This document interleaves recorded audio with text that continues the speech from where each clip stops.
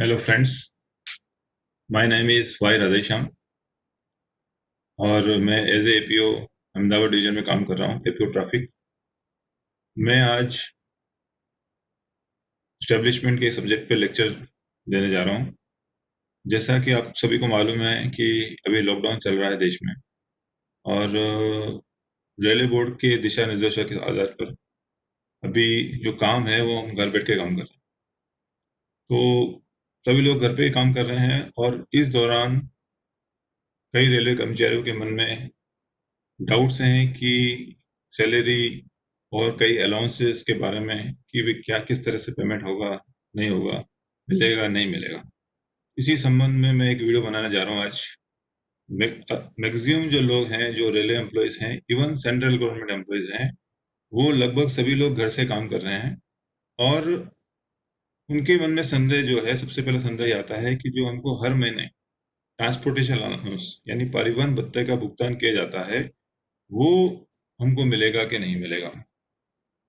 Lockdown मार्च में start हुआ, तो मार्च का महीना तो चिंता नहीं था, लोग ऑफिस गए थे। लेकिन अप्रैल पूरा महीना जो है वो लॉकडाउन में रहा, और अभी मई भी हमारा ऑन गोइंग है, जिसमें ये डाउट है कि लोगों को डाउट हो रहा है कि हमको परिवहन भत्ता मिलेगा, ट्रांसपोर्टेशन अलाउंस मिलेगा कि नहीं मिलेगा। तो कई लोग कई तरह की बातें कर रहे हैं, मिलेगा नहीं मिलेगा, मिलना चाहिए नहीं मिलना चाहिए, सब अपनी अपनी राय दे रहे हैं। तो इस संबंध में मैं एक ये वीडियो निकाला है, और मैं ये कहना चाहूँगा कि हम जो बात कहें वो रेलवे बोर्ड की क्या नियम है, उसी के आधार पर हम डिसाइड करें कि मिलेगा नहीं मिलेगा। तो मैं उसी के लिए मैं आता हूँ। रेलवे बोर्ड ने, पहले मैं आपको ट्रांसपोर्टेशन अलाउंस के बारे में बता दूँ कि क्या है, क्यों दिया जाता है। रेलवे बोर्ड ने सबसे पहले ट्रांसपोर्टेशन अलाउंस जो स्टार्ट किया है वो फिफ्थ पे कमीशन की रिकमेंडेशन के आधार पर दिया गया। इससे पहले ट्रांसपोर्टेशन अलाउंस का प्रोविजन नहीं था। और ये रेलवे बोर्ड ने सबसे पहले जो निकाला है, ये 16/12/1907 में निकाला। रेलवे बोर्ड का जो पत्र ऊपर मैं दिखा देता हूँ, उसमें देख लीजिए। और ये इश्यू हुआ है railway board establishment order number 179/97। सामने स्क्रीन पर आप देख सकते हैं 179/97।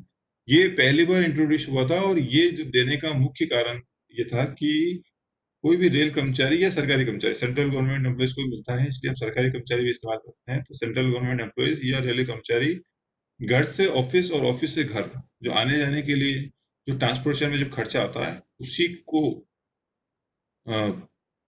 प्रतिपूर्ति करने के लिए ट्रांसपोर्टेशन अलाउंस का भुगतान किया जाता है।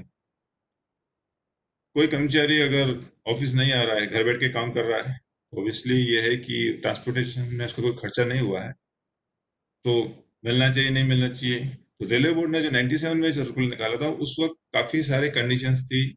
फॉर एग्जांपल 1 किलोमीटर से दूर घर होना चाहिए, कैंपस में अगर मकान है तो नहीं मिलेगा। इस तरह की कई सारी कंडीशन थी जो बाद में जाके चेंज होती रही। और पहले जो सर्कुलर था उसमें मैं बता दूं इनिशियली कि 97 में जो इनिशियली ट्रांसपोर्टेशन अलाउंस का जो नए इंस्ट्रक्शन चालू हुए थे, उसमें ये वर्ड था कि कोई भी कर्मचारी अगर 30 दिन से ज्यादा लगातार अपने कार्यालय से अनुपस्थित रहता है, अर्थात ड्यू टू लीव, छुट्टी, ट्रेनिंग, टूर आदि की वजह से अगर 30 दिन से अधिक दिन तक अगर ऑफिस नहीं गया है, तो उससे ट्रांसपोर्टेशन अलाउंस के जो भत्ता मिलता है उसमें कटौती की जाएगी। अगर 30 दिन से कम है, 30 दिन या उससे कम है अनुपस्थित रही, तो उसको मिलेगा। 30 दिन से अधिक होने पर ही ट्रांसपोर्टेशन अलाउंस के भत्ते का रोका जाएगा। और साथ में ये भी था कि ट्रांसपोर्टेशन अलाउंस किसी फुल कैलेंडर मंथ में भी अगर है, और अगर 2 कैलेंडर मंथ के डिस्ट्रीब्यूट हो रहा है, सपोज हम माने कि 15 अप्रैल से 15 मई तक, तो अगर इसमें 31 दिन है, तो कईयों को कंफ्यूजन था कि अप्रैल में तो आ गया था, मई में आधा दिन आ गया, तो मिलना चाहिए। तो उसमें रेलवे बोर्ड ने कुछ क्लेरिफिकेशन इशू किए हैं, वो मैं आपको बताता हूँ। सबसे पहले तो मैं बता दूं कि 97 में जो सर्कुलर निकला था, उसमें ये प्रावधान था कि मोर देन 30 डेज, अगर 30 दिन से अधिक अगर किसी की छुट्टी है, आपका ड्यूटी से बाहर गए हैं, छुट्टी हैं, या ट्रेनिंग पे आप गए हैं। आपको जैसे मालूम है रेल कर्मचारियों की भी ट्रेनिंग रेगुलर चलती रहती है, जैसे उदयपुर है, नायर में ट्रेनिंग होती है, और कई जगह छोटी लेवल पे भी ट्रेनिंग होती है, एरिया ट्रेनिंग स्कूल में ट्रेनिंग होती है। अगर ट्रेनिंग में मोर देन 30 डेज से बाहर जा रहा है, अगर वो अनुपस्थित है, कहाँ से अनुपस्थित है, अपने प्लेस ऑफ पोस्टिंग या हेडक्वार्टर से अनुपस्थित है, तो उसको नहीं मिलेगा। ये हमारा 97 का सर्कुलर था। उसके बाद रेलवे बोर्ड ने एक क्लेरिफिकेशन इशू किया था 2002 में, जिसमें ये बताया गया था कि 30 डेज से ज़्यादा अगर 2 महीनों में भी होता है, जैसे यहाँ एग्जांपल दिया है, to cite an example, if employee is absent from 1 May to 30 May, he is not paid transport allowance, but if he is absent from 31 days continuous from 16 May to 15 June, he is being paid transport allowance for the whole month. ये इस तरह के कुछ गलत payment हो रहे थे, ये गलत है, ये लिखा हुआ यहाँ, the above interpretation is not good. It is clarified that transport allowance is not to be paid for the period of absence from duty to employees who are absent from duty as a continuous spell exceeding 30 days, including prefixing and suffixing holidays। इसमें कईयों को ये doubt होता है कि हमने 28 दिन की छुट्टी ली है तो हमको मिलना चाहिए, ऐसा नहीं है। अगर आपको एब्सेंट 28 दिन में अगर आगे पीछे सैटरडे संडे हॉलीडे आ गए, उन सबको टोटल काउंट करते हुए अगर 30 डेज से ज्यादा होता है तो ट्रांसपोर्ट अलाउंस नहीं मिलेगा। ये प्रोविजंस को रेलवे बोर्ड ने, मैं आपको बता दूं, ये 2002 का सर्कुलर है, उसके बाद रेलवे बोर्ड ने 2003 का सर्कुलर निकाला। ये सबसे काम का सर्कुलर है पुराना सर्कुलर 2003 का। उसके बाद मैं आपको बता दूं कि रेलवे बोर्ड ने 6 पे कमीशन आया, उसके बाद 7 पे कमीशन आया, उसमें और लिबर्टी दी है, कई कंडीशंस हटा दी, लेकिन एक जो मेन कंडीशन है जिसको जो अभी लॉकडाउन पे लागू होगा वो हमको इसमें समझना है। मैं बता देता हूँ आपको।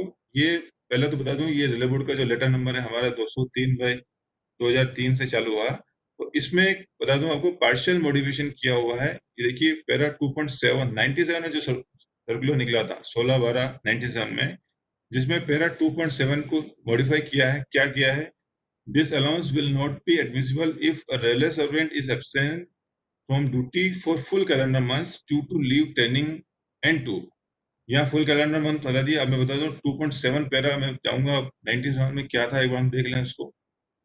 ये 97 का पैरा है, पेज नंबर 7 मैंने चेक किया था, पेज नंबर 7 पे हमारा पैरा, ये आपका पेज नंबर 7 आ गया है। इसको मैं पढ़ देता हूँ। जो 2.7 पैरा को मॉडिफाई किया रेलवे बोर्ड ने 2003 में, 2.7 क्या बोलता है? इसमें लिखा हुआ है, this allowance will not be admissible during absence from duty exceeding 30 days due to leave including prefixing and suffixing of holiday, training, tour etcetera. यानी कि 97 में जब इंट्रोड्यूस हुआ ट्रांसपोर्टेशन अलाउंस, उस वक्त कंडीशन थी कि 30 दिन से अधिक एब्सेंट है कर्मचारी due to leave, training, tour, अब नहीं मिलेगा। इसको रेलवे बोर्ड ने 2003, मैं 2003 का सर्कुलर लेके आ रहा हूँ, ये आ गया 2003 का सर्कुलर है, यहाँ ऊपर नंबर दे दिए 203/2003। इसमें कहा गया है कि अब 30 डेज का कॉन्सेप्ट को हटा दिया है। अब ये अलाउंस कब नहीं मिलेगा? जब कर्मचारी पूरा कैलेंडर मंथ का मतलब मैं आपको बता दूं, 1 जनवरी से लेकर 31 जनवरी, फरवरी में 1 फरवरी से 28 दिन का महीना है तो 28 फरवरी, 29 दिन का महीना है तो 29 फरवरी। यानी कि कैलेंडर मंथ देखना है हमको, दिन नहीं देखना है। अगर कैलेंडर मंथ में कर्मचारी अनुपस्थित है, वो भी फुल कैलेंडर मंथ, तो उसको ट्रांसपोर्टेशन अलाउंस का भुगतान नहीं किया जाएगा। इसको हम और डिटेल में समझते हैं। इसमें कुछ क्लेरिफिकेशन बोर्ड ने दिए हैं, वो मैं आपको बता दूं। इसमें कुछ 2 कंडीशंस में बता दूं, इसमें क्लेरिफिकेशन है। इसमें पहला ये लिखा हुआ है, clarification for cases arising before 24/11/2003, मतलब ऐसे केसेस मामले हैं जहां पर 24/11/2003 से पहले के मामलों में कैसे निपटाना है, तो ये उसमें क्लेरिफिकेशन बताया हुआ है। इसमें सिंपल ये बताया कि अगर यहाँ तो अगर 30 दिन से अधिक अनुपस्थित है तो उसका ट्रांसपोर्टेशन काटना है, अगर कम है तो नहीं काटना, ये इसमें पूरा क्लेरिफिकेशन बताया हुआ है। लेकिन जो हमारा काम का जो सर्कुलर है वो यहाँ आएगा, यहाँ ऊपर पढ़ लीजिए, clarification for cases arising on और आफ्टर 24/11/2003, यानी 24/11/2003 के बाद के जो मामले हैं उनको कैसे डील करना है। आज हम 2020 में चल रहे हैं तो हम पे यही लागू होगा। और मैं आपको एक बार बता दूं, आपको ये नहीं लगे कि 2003 है, अभी 2020 से 2006 में पे कमीशन छठा आया, 2016 में पे कमीशन आया, उसमें कुछ रियायतें दी हैं। लेकिन ट्रांसपोर्टेशन अलाउंस देने का जो मेन स्पीड है कर्मचारी का घर से ऑफिस और ऑफिस से घर आने के लिए, ये देखा जाएगा कि उसने घर से ऑफिस और ऑफिस आने के लिए कुछ एक्सपेंडिचर खर्च किया कि नहीं है। उसमें उसी के लिए नियम है। ये बता दूं, पहला आपका पॉइंट है admissibility of transport allowance during absence from duty due to leave, training, tour, etc.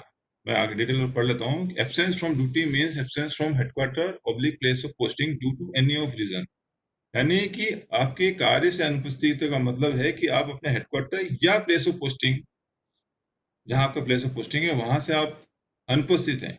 क्या कारण है? Due to leave, training, tour, यानी आप छुट्टी पर हो, ट्रेनिंग में आप बाहर गए हो पूरा महीना कैलेंडर मंथ, या फिर टूर आप कहीं गए, ड्यूटी पे किसी काम से गए हो, लंबा गए हो, पूरा कैलेंडर मंथ आप ऑफिस ना जा पाए हो, Extra, if a government servant is absent from headquarters or place of posting for full calendar month, he will not be entitled to any transportation allowance during that calendar month. जिस calendar month में कर्मचारी ये जो reason बताए, छुट्टी, training, leave, उस training के दौरान उन दिनों के अगर वो पूरा कैलेंडर मंथ को कवर करता है तो उस कैलेंडर मंथ के लिए इसको ट्रांसपोर्टेशन अलाउंस का भुगतान नहीं किया जाएगा। If the absence cover more than one calendar month, it will not be admissible for calendar months wholly covered by the absence. यानी अगर इस तरह की अनुपस्थिति, ट्रेनिंग, टूर और लीव एक से अधिक महीना है, फॉर एग्जाम्पल मैं बता दूं, लीव, कई लोग लीव अनफॉर्चुनेटली तबीयत खराब होती है, बीमार होते हैं, सिक में होते हैं, 2 महीने 3 महीने 4 महीने सिक में रहते हैं। फीमेल कैंडिडेट जो होती है, फीमेल रेल एम्प्लॉयज होती है, वो चाइल्ड के लीव या मैटरनिटी लीव में more than 1 month 2 month 3 month जा रहती है।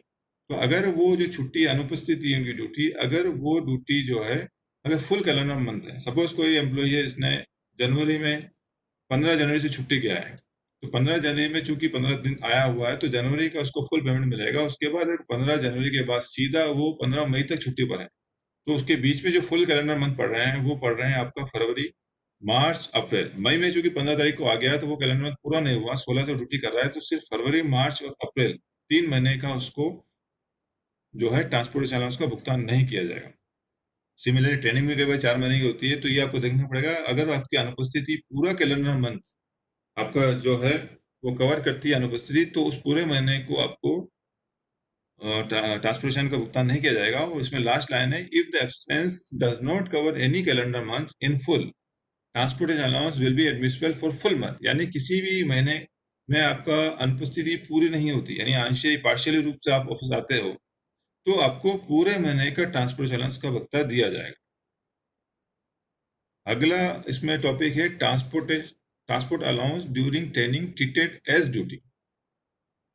कई बार आदमी ट्रेनिंग पे जाता है, जैसे मैं आपको पहले बता चुका हूँ, ट्रेनिंग उदयपुर में, नायर में, इसके अलावा कई एटीएस में ट्रेनिंग होती है। अगर ट्रेनिंग, जिसको भी हम ड्यूटी मानते हैं, अगर वो ट्रेनिंग पीरियड भी अगर पूरा महीना कवर करता है तो उसमें भी ट्रांसपोर्ट अलाउंस का भुगतान नहीं किया जाएगा। मैं पढ़ के सुना देता हूँ। Transport allowance may be granted during such training period if no transport facility TAD is provided for training the training institute during official tour.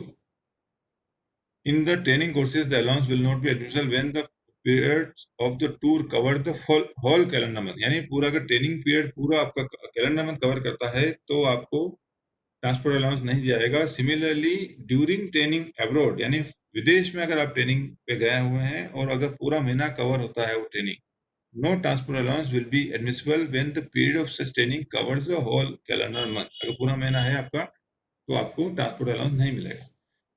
तीसरा पॉइंट बताया है, transport allowance to member of special parties who are on inspection duties within the city but exceeding 8 kilometers from headquarter or where the officials are continuously on field duty either on or outside the headquarter. हमारे railway में कई ऐसे कर्मचारी हैं जो जिनको office में उतना काम नहीं होता है, वो फील्ड ड्यूटी में काम करते हैं। तो इसमें ही बताया कि ऐसे कर्मचारी जो फील्ड ड्यूटी में काम कर रहे हैं, जो 8 किलोमीटर से ज़्यादा है और वो कंटिन्यूस फील्ड ड्यूटी में जा रहे हैं और किसी कारण से पूरा महीने में एक दिन भी अगर वो अटेंड नहीं करते और उनका more than full calendar month अगर एब्सेंट हो जाता है, उनका ऑफिस में अटेंड नहीं कर पाते हैं वो, तो ऐसे पूरे महीने के लिए उनको ट्रांसपोर्ट अलाउंस का भुगतान नहीं किया जाएगा। अगला पॉइंट है 4 नंबर का, transport allowance to vacation staff that is school teachers. School teacher जो है उनको भी ट्रांसपोर्ट अलाउंस का भुगतान किया जाता है। जैसा लिखा हुआ है कि vacation staff is entitled to transport allowance provided they are not granted free transportation, यानी फ्री ट्रांसपोर्ट नहीं दिया हो तो उनको मिलेगा। इन ऑल अदर कंडीशन, जो भी कंडीशन जो 97 में, जो कि अभी काफी लिबरल होगी 2020 आते आते, अगर वो फुलफिल करता है, during vacation the allowance shall not be admissible when such vacation spell including all kinds of leave and envelopes the entire calendar month। यानी कि वेकेशन के साथ अगर बाकी और छुट्टियां जुड़ जाती है और ये वेकेशन और छुट्टियों के साथ अगर पूरा कैलेंडर मंथ आदमी अनुपस्थित रहता है, तो ऐसे मामले में वेकेशन स्कूल टीचर स्टाफ को भी ट्रांसपोर्ट अलाउंस का भुगतान नहीं किया जाएगा। अगला है ट्रांसपोर्टेशन अलाउंस ड्यूरिंग सस्पेंशन। अभी आपको मैंने बताया है कि छुट्टी आ गई, आपकी ट्रेनिंग आ गया, टूर आ गया, एक और कारण से कर्मचारी अनुपस्थित रहा है, वह है suspension. As a government servant under suspension is not required to attend office. कर्मचारी जो सस्पेंड होता है, निलंबित होता है, उसको ऑफिस आने की आवश्यकता नहीं है, ये मैं आपको बता दूं। He is not entitled to transfer allowance during suspension where suspension cover full calendar. Suspension में भी जो है, चूंकि ऑफिस आना नहीं पड़ता और सस्पेंशन में पूरा महीना कवर करता है, तो उसको भी पूरे महीने का परिवहन भत्ते का भुगतान नहीं किया जाएगा। इसमें थोड़ा सा सस्पेंशन में नियम बाकी नियम से अलग है। इसमें ये कहा गया है कि this position will hold good even the suspension period is finally treated as duty. कई बार ऐसा भी होता है कि आज सस्पेंड कर दिया किसी कर्मचारी को, सस्पेंशन 3 महीने तक आप कर सकते हैं, उसके बाद एक्सटेंड करना पड़ता है, आपको मालूम है। आदमी सस्पेंड रहा 2 महीना 3 महीना, हमने ट्रांसपोर्टेशन उड़ा दिया, फिर वो उसके ऊपर डीआर चला और लास्ट में डीआर जो है उसमें चार्जेस ड्रॉप हो जाते हैं किसी वजह से या माइनर पेनल्टी दी जाती है, तो वो पूरा पीरियड ड्यूटी पे ट्रीट किया जाता है। तो कई लोग ये कहते हैं, चाहते हैं या उनके संदेह होता है कि चूंकि पीरियड ड्यूटी ट्रीट किया है तो क्या हमको ट्रांसपोर्ट अलाउंस मिलेगा। तो मैं बता दूं आपको कि चूंकि हालांकि वो पीरियड ड्यूटी ट्रीट किया है तो आपको जो अलाउंस सैलरी तो आपको पूरा मिल जाएगा उस ड्यूटी चूंकि माना गया है, लेकिन ट्रांसपोर्ट अलाउंस का जो मेन स्पिरिट है वो ये है कि आप ऑफिस से घर, घर से ऑफिस आपने जर्नी की कि नहीं की। क्योंकि आप सस्पेंड थे, आपने जर्नी नहीं की, तो आपको ट्रांसपोर्ट अलाउंस का भुगतान नहीं किया जाएगा। यही चीज अभी लॉकडाउन पे लागू होगा। लॉकडाउन पे आपको घर बैठे आप काम कर रहे हैं, आप कहेंगे कि मैं काम कर रहा हूँ घर पे, लेकिन काम करने के लिए आपको सैलरी मिल रही है। ट्रांसपोर्टेशन अलाउंस जो दिया जाता है उसकी स्प्लिट यह है कि आप जो जर्नी करते हैं from residence to office, office and back to home, ये जर्नी जो परफॉर्म करते हैं, उस जर्नी परफॉर्म करने के लिए आपका जो खर्चा होता है उसकी भरपाई के लिए ट्रांसपोर्ट अलाउंस दिया जाता है। चूंकि लॉकडाउन में आप घर से काम कर रहे हैं, आपने कोई जर्नी परफॉर्म नहीं की, तो आपको ट्रांसपोर्ट अलाउंस का भुगतान नहीं किया जाए। अब मैं आपको सस्पेंशन में आता हूँ। सस्पेंशन में यहाँ तक तो बात क्लियर है कि अगर पूरा पीरियड करता है तो उसको नहीं मिलेगा, और अगर लेटर ऑन सस्पेंशन पीरियड को ड्यूटी ट्रीट करते हैं तो भी ट्रांसपोर्ट अलाउंस नहीं मिलेगा। और उसमें तीसरी जो इम्पोर्टेंट बात है जो बाकी चीज से हटके है, बाकी में ये लिखा हुआ है कि अगर पार्शियली अगर आप ऑफिस आते हो तो आपको मिलेगा, लेकिन सस्पेंशन में ऐसा नहीं है। सस्पेंशन में लिखा हुआ है कि where suspension period covers a calendar month partially, transport allowance payable for that month shall be reduce proportionately. यानी कि सस्पेंशन के मामले में अगर मान लीजिए कोई आदमी पूरा महीना ना रह के कुछ दिन रहता है, सपोज 15 दिन रहता है, तो उसको प्रोपोर्शनेटी ट्रांसपोर्ट अलाउंस दिया जाएगा। यानी 15 दिन जाएगा तो 15 दिन का ही ट्रांसपोर्ट अलाउंस दिया जाएगा। तो ये मैं आपको बता दूं, बाकी नियम में अलग है। आपको सिर्फ ये चेक करना है कर्मचारी पार्शियली आ रहा है या फुल कैलेंडर में एब्सेंट है। अगर कर्मचारी सस्पेंशन है तो सस्पेंशन वो जितने दिन सस्पेंड रहा उतने दिन का उसको प्रोपोर्शनेट ट्रांसपोर्ट अलाउंस काटना पड़ेगा। अगला इसमें पॉइंट है admissibility of transport allowance during suspension, sorry during tour. जैसा आपको मालूम है रेलवे कर्मचारी अक्सर टूर पे भी रहता है। कई ऐसी हमारी नौकरियां होती हैं, जैसे टीसी की नौकरी है, टीटी वगैरह हैं, कई ऐसी नौकरी है जिसमें वो बाहर काम करते हैं, इंस्पेक्टर लोग हैं।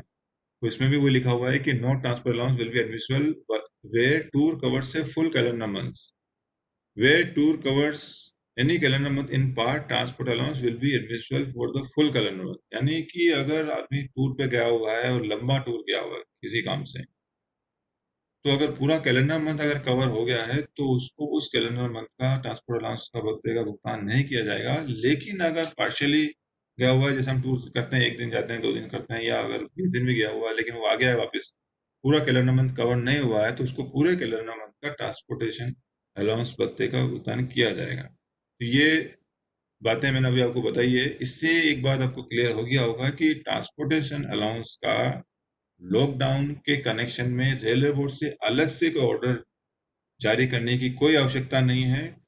रेलवे बोर्ड ने जो आदेश 2003 में दिए थे वो स्टैंड बोर्ड है, उसी के तहत ये पिक्चर क्लियर हो जाती है कि चूंकि जो कर्मचारी एक्सीजेंसी ऑफ सर्विस की वजह से ऑफिस आ रहे हैं या अपने ऑफिस को अटेंड कर रहे हैं, जैसे स्टेशन मास्टर हैं या रनिंग के लोग गाड़ी चला रहे हैं, या जो भी लोग भी सैलरी से रिलेटेड लोग ऑफिस आ रहे हैं, या जो भी लोग ऑफिस आ रहे हैं, काफ़ी सारे डिपार्टमेंट हमारे कई कैटेगरी हैं, तो वो अगर ऑफिस आ रहे हैं तो उनको मिलेगा। लेकिन जो कर्मचारी ने पूरे महीने घर बैठे हैं, वो ऑफिस नहीं गए हैं, अगर पूरा फुल कैलेंडर मंथ उसको कवर होता है एब्सेंट, 1 दिन में उन्होंने अटेंड नहीं किया है कैलेंडर मंथ में, अप्रैल में 1 अप्रैल से लेकर 30 अप्रैल तक, और अगर मई में भी ऐसा चलता है, मई का हम बाद में बात करेंगे, अप्रैल की मैं बात करूँ, अप्रैल 1 अप्रैल से लेकर 30 अप्रैल तक 1 दिन में अगर ऑफिस अटेंड नहीं किया है, इसमें एक और मैं क्लियर कर दूं, लोगों को डाउट आएगा कि कई लोगों को ये है कि जैसे बताया गया है कि घर बैठे आपकी प्रेजेंस बताना नहीं है, तो कई बार मास्टरों में फोन करके इंचार्ज या अपने मास्टर में इसका पी लगा रहे हैं। तो पी लगाने का मतलब होता है आपको प्रेजेंट आप हैं, आप घर से काम कर रहे हैं, लेकिन इसका ये मतलब नहीं कि आपने ऑफिस अटेंड किया।